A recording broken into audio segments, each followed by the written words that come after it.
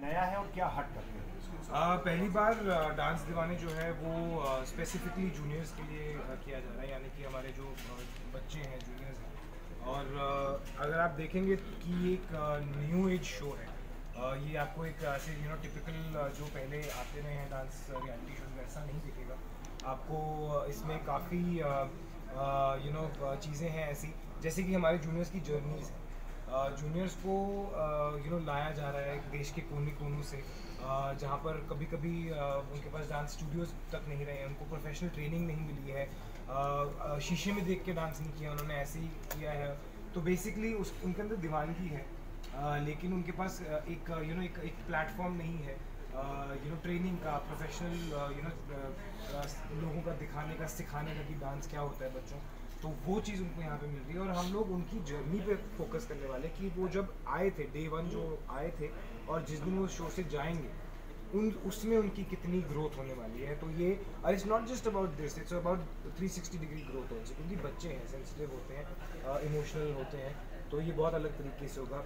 नीतू जी जो हैं, आप जानते हैं कि उन्होंने पहली बार वो किसी बड़े शो को फुल फ्लेजेड जज कर रही हैं पूरे सीजन पे। नौरा भी, वो पहले आती नहीं है डांस के शोज़ में, रियलिटी शोज़ में, लेकिन पहली बार वो एक पूरे सीज़न को जज करने वाली है। मर्जी सर को आप जानते हैं, मैं पहली बार एक ऐसा कोई शो होस्ट करने वाला हूँ जो कि मैंने पहले कभी किया नहीं, तो ये मेरा भी डेब्यू है इस मामले में। और अगर आप एवी देखेंगे तो आप देखेंगे कि एक बहुत ही फ्लूइड फॉर्मेट है, जहाँ पर हमने बहुत अलग तरीके से शोकेस करने की कोशिश की है।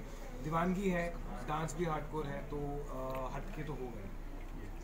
करण जी, करण जी, एक अब ये देखा गया कि गरीबी को दिखा करके कुछ इमोशंस को कैच किया जाता है जी जी, और कॉमेडी का तड़का लगाया जाता है। मैंने क्या भी आपको सोचा लगता था है कि हम जब पहले देखते थे, दूर से देखते थे, तो मैं सोचता था कि यार ये क्या है, मतलब ये ज़्यादा ही है, ऐसे है, ये लोग जानबूझ के करते हैं शायद। लेकिन sir, being a part of this show, जब आप एक्चुअली जाते हैं ना, अभी जैसे अभी नीमच की जो आपको एवी में हमने दिखाया है, रोंगटे खड़े हो जाते हैं सर। मैं उसी ओपिनियन का था पहले, जब मैं देखता था ना ये दूर दूर से जो वीडियोस स्निपेट्स आते थे, तो हम सोचते थे कि यार ये ना जानबूझ के लोगों का इमोशन करने के लिए करते हैं, बट ऐसा नहीं है। मैं खुद जब कर रहा हूँ ना, तो मुझे रियलाइज़ होता है कि एक लड़कियों की टोली आई हमारे पास, जिन्होंने अपने आप खुद को कभी डांस करते हुए देखा नहीं, क्योंकि उनके पास ऐसी कोई दीवार नहीं जिस पे शीशा है।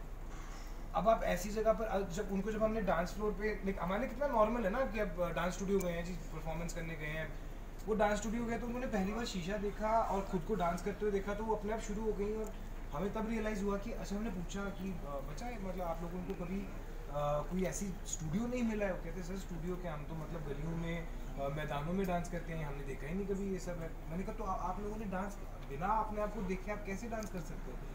कहते सर हमें पता ही नहीं, हम तो टीवी पे देख देख के कर रहे हैं। तो उस टाइम पे आप जब सामने खड़े होते हो ना सर, जब आपको इमोशन मिलता है उनकी तरफ से, जब वो रियलाइजेशन होती है कि यार ये क्या चल रहा है, तो आप इमोशन होते हो। आप जो टीवी पे देखते हो ना, वो एक्चुअली काफ़ी कम होता है, जो एक्चुअल होता है। मैं जयपुर गया था, जो जयपुर गया मैं, एक मुझे कहा गया था कि आपने 2 बच्चों को लेके आना है, वहाँ से एक डांस एकेडमी है।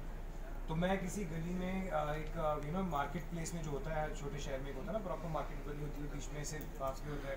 तो मैं गया ऊपर, मैंने कहा भैया एकेडमी नहीं थी। एक तरफ प्रिंटिंग प्रेस की मशीनें लगी हुई थी, एक तरफ एक सिलाई का कुछ चल रहा था, और बीच में शटर नहीं था, एक छोटा स्पीकर था, वहाँ पे कम से कम 25-30 बच्चे डांस सीख रहे थे। छोटी 2 दुकानें थी, बीच कुछ भी नहीं था, शटर तक नहीं था, मतलब एक जगह मिली हुई थी। तो आप कैसे आप इमोशनल नहीं हो गए? तो ये सारी कहानियाँ सच्ची हैं। अभी आप न्यूज़ का देखोगे तो उनके पास बाथरूम नहीं है।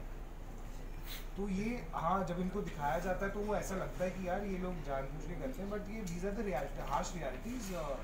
लेकिन वहाँ से भी टैलेंट आता है। अभी कुछ बच्चे आए, उनको कभी ट्रेनिंग दी ही नहीं गई लाइफ में। ठीक है, thank you sir. Thank you sir, एक क्वेश्चन